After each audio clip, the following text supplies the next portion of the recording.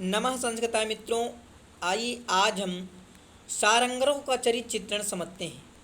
क्योंकि जो सारंगरोह और सारद्वत हैं, ये भी गौतमी और शाकुंतला, ये चार लोग जो राजा के पास गए थे, ठीक है।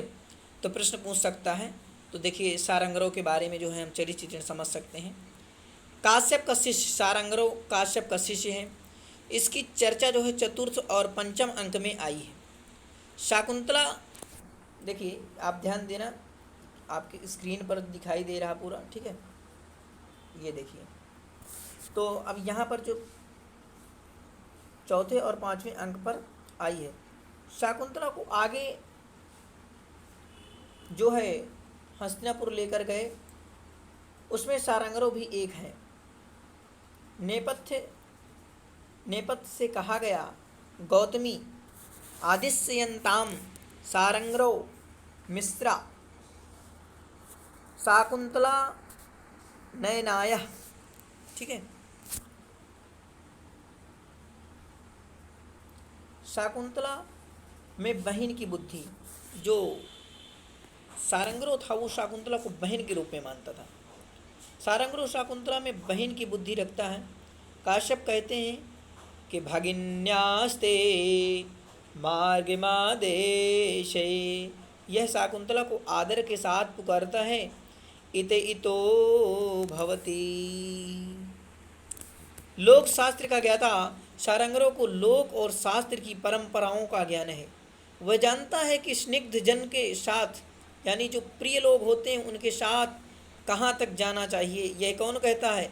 तो ये देखिए प्रश्न आप याद कर लीजिए, समझ लीजिए कि सारंगरोह कहता है कि अब हे तात कश्यप, यानी जो पिता हैं, तो कहता कि अब ज्ञात जन स्निग्धम, प्रियजन का वहीं तक जो है साथ जाना चाहिए, जन के साथ कहाँ तक जाना चाहिए, ये जो है सारंगरोह को पता होता है।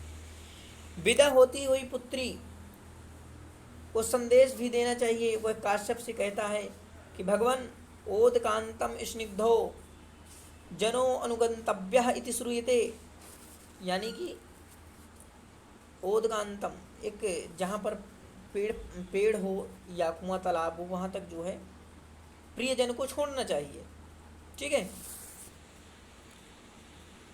देखिए आगे देखते हैं, काश्यप का विश्वास पात्र। तो सारंगरोह काश्यप का विश्वास पात्र है, इसलिए वे दुष्यंत के लिए अपना संदेश उसके द्वारा ही भेजते हैं। सारंगरोह इति तोया मदवचनात् सह राजा शकुंतलाम पुरस्कृत्य वक्तव्य। देखिए जो काश्यप ऋषि हैं, काश्यप ऋषि का जो ये सारंगरोह है एक विश्वास पात्र है। नहीं तो वो सारंगरोह की जगह सारद्वत को भी कह सकते थे कि मेरा संदेश तुम राजा से कह देना, लेकिन जो सारंगरोह है वह ऋषि का एक प्रिय पात्र मान सकते हैं अथवा विश्वास पात्र है। वाक्य प्रवीण, सारंगरोह की भाषा बड़ी प्रभावी है। शोक्तियाँ फूट फूट कर निकली दिखाई देती हैं। ना खलु धीमताम कश्चिद विषयो नाम ओदकांतम स्निग्धो जनो अनुगंतव्य।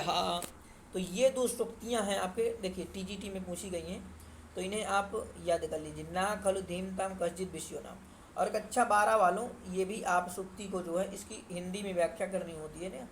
तो ये देखिए आप ये ना खलु धीमताम कश्चिद विषयो नाम, इस सुक्ति को आप रट लीजिए और याद कर लीजिए, यही सुक्ति बार बार आती है।